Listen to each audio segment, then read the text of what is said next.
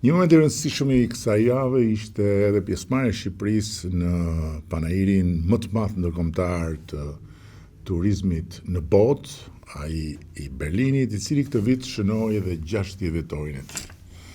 Nëse ju kujtohet, vjet Shqipëria u ftua në Berlin si vendi i cili u vu në pjedestal. Çdo vit ka një vend që vjen pjedestal dhe që në një farë mënyre është bashk mikpritësi i panairit.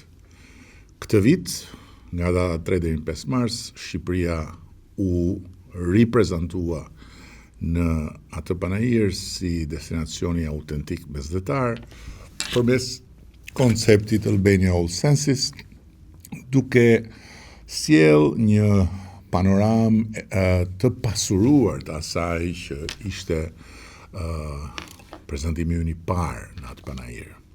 Natyrë e jashtëzakonshme, histori unike, përvoja autentike, trashëgimi kulturore, në një vend që po rritet si aktor në industrinë e turizmit me ritme të shpejta.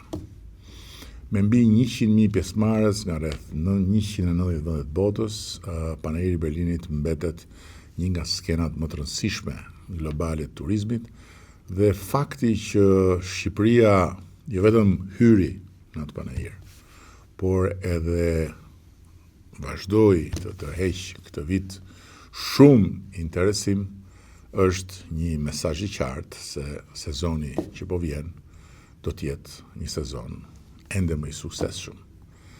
Dhe pavarësisht të gjitha përpjekjeve të një tufe ditëzinj dhe punëzinj, siç thoshte dhe siç nuk i bie fjalë në tokë avokat ngjellës, numrat rekord të Shqipërisë do të konsolidohen.